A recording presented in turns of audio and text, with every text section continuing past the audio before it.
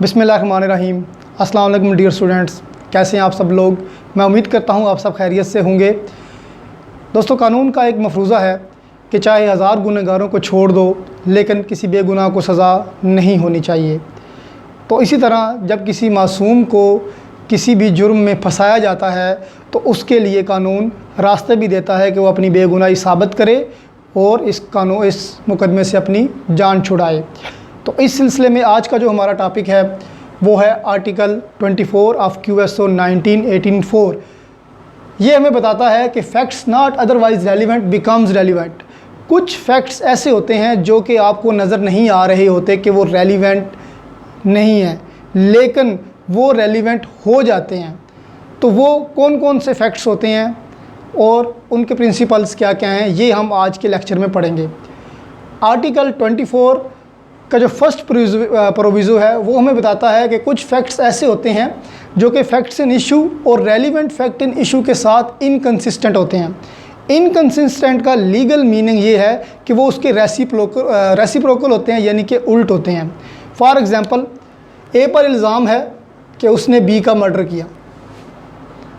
अब जिस time murder हुआ, ए उस प्लेस पे अवेलेबल नहीं था। मर्डर फॉर एग्ज़ाम्पल लाहौर में हुआ तो ए उस वक़्त मर्डर के टाइम पे कराची में था। अब यहाँ पे जो फैक्ट इन इशू हैं वो ये है कि ए ने बी का मर्डर किया। फैक्ट इन इशू ये भी हो सकता है कि ए की इंटेंशन सी कि बी का मर्डर करने की। अब उस पर यह इल्ज़ाम लगा हुआ है कि उसने बी का मर्डर किया है।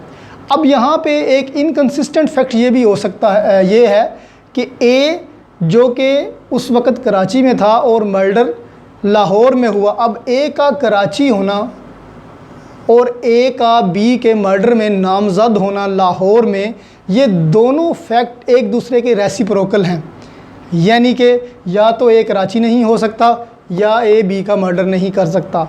अब ये रेसिप्रोकल टू ईच अदर हैं, बट ये रेलिवेंट हो सकते हैं। तो इसीलिए जो फैक्ट्स आपके रेसिप्रोकल होंगे एक दूसरे के, वो भी समटाइम्स किसी बेगुनाह के लिए रेलिवेंट हो सकते हैं। तो जो आर्टिकल 24 की फर्स्ट प्रोविज़ो है कि fact inconsistent with fact in issue और रेलिवेंट फैक्ट इन इशू, तो वो कौन कौन से मौके पे आप इस्तेमाल कर सकते हैं। सबसे पहले उसमें आती है प्ली ऑफ एलिबाई। एलिबाई एक लैटिन वर्ड है जिसका मतलब है एल्सवेयर।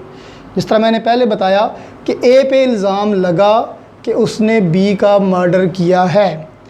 अब जो टाइमिंग बी के मर्डर की लिखी गई है उस टाइम पे A was not available at the crime scene, he was somewhere else. और एलिबाई का मतलब भी यही है कि समवेयर एल्स। अब ए ये कहता है कि मैं उस जगह पे अवेलेबल नहीं था, आई वाज समवेयर एल्स। तो उसको प्रूव करने के लिए कौन कौन से प्रिंसिपल प्ली ऑफ एलिबाई में आएंगे, ये हम अभी पढ़ते हैं। सबसे पहले ये आएगा कि who may take the plea of alibi. Plea of alibi कौन ले सकता है? प्ली ऑफ एलिबाई वही ले सकता है जो कि केस में नामज़द हुआ है। अगर ए नामज़द हुआ है तो ए ही ले सकता है, सी डी कोई और प्ली ऑफ एलिबाई नहीं ले सकता जो कि नामज़द नहीं हुआ। सेकंड, प्ली ऑफ एलिबाई वही लेगा जो क्राइम सीन से अब्सेंट है। फॉर एग्ज़ाम्पल, क्राइम हुआ सरगोदा में तो he was available at Lahore, तो वही बंदा जो कि क्राइम सीन से अब्सेंट था वही प्ली ऑफ एलिबाई ले सकता है।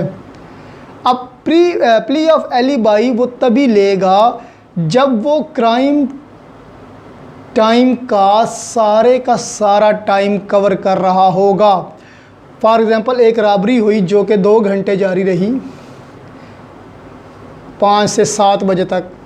अब उस रॉबरी का जो टाइम है यानी कि 2 आवर्स, उसको ये पूरे के पूरे 2 आवर्स साबित करने होंगे कि वो पूरे के पूरे 2 आवर्स क्राइम सीन से दूर था।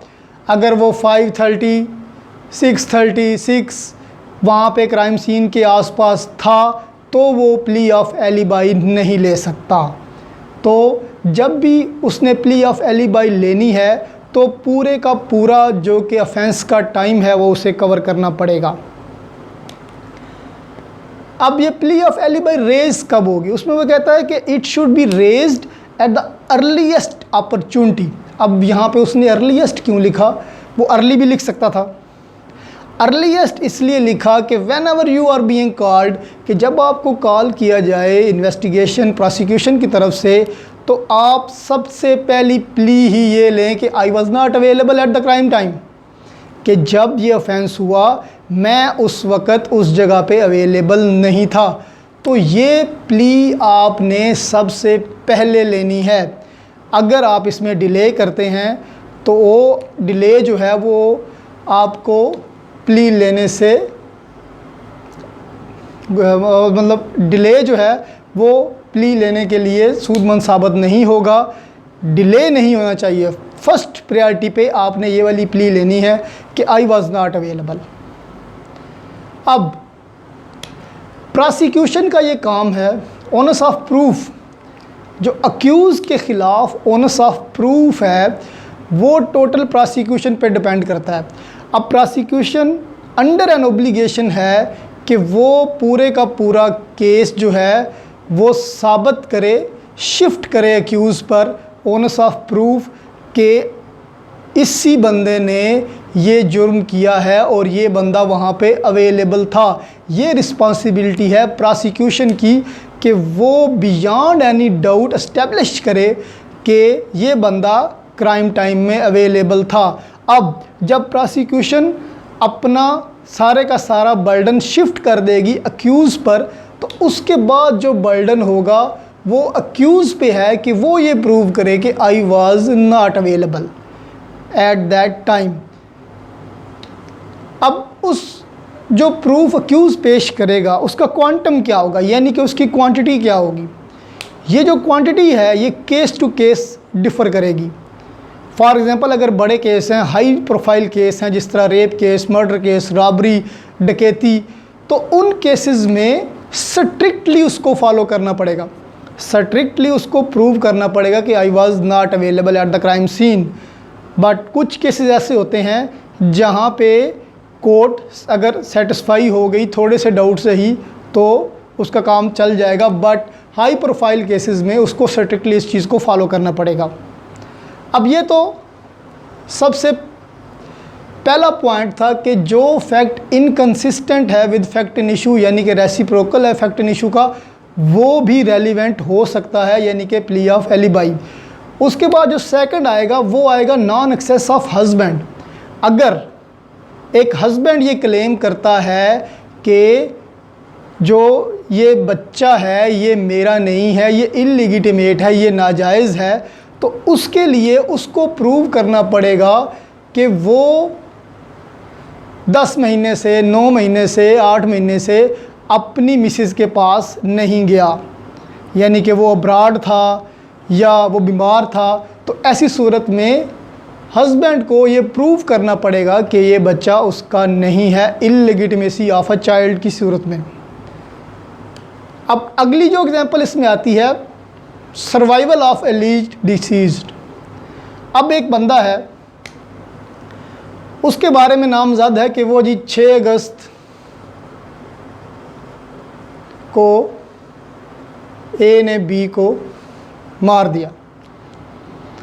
अब अगर ए ये साबित कर देता है कि 6 अगस्त 2010 को वो बंदा ज़िंदा था, वो तो कहीं जाके 30 अगस्त को मर्डर हुआ, तो ये भी एक inconsistent to fact in issue है, यानी कि ये भी रेसिप्रोकल है फैक्ट इन इशू का।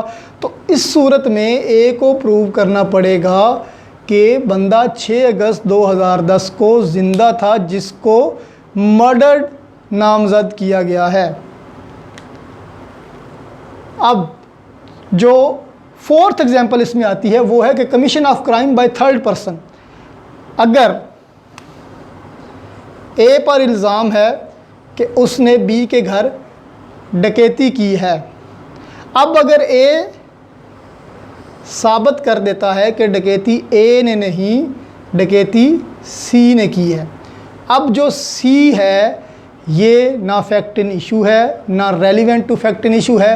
लेकिन अगर ए प्रूव कर देता है कि सी ने ही चोरी की है या डकैती की है, तो फिर ये भी एक रेलिवेंट फैक्ट हो सकता है। अगली जो एग्जांपल है कि सेल्फ इन्फ्लिक्शन ऑफ इंजरी। अब ए पे इल्ज़ाम है कि उसने बी का मर्डर किया है या उसने बी को कोई फिज़िकल इंजरी की है। अब अगर ए ये साबित कर देता है कि बी ने ख़ुद से ही अपनी नसें काटी हैं या बी ने ख़ुद से ही सुसाइड किया है, तो वो जो फैक्ट होगा वो इनकंसिस्टेंट होगा fact in issue. Fact in issue तो यही है कि ए ने बी को इंजर किया या ए ने बी को मर्डर किया। तो अगर ए ये प्रूव कर देता है कि बी ने सेल्फ इन्फ्लिक्टेड इंजरी की है या बी ने सुसाइड किया है, तो वो भी relevant to fact in issue बन सकता है।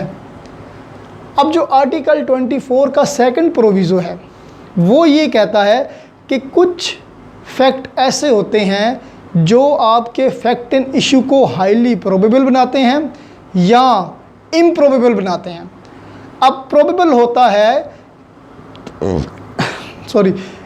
या हाईली प्रोबेबल बनाते हैं या हाईली इम्प्रोबेबल बनाते हैं, यानी कि प्रोबेबल वो उसको पॉसिबल बनाते हैं। For example,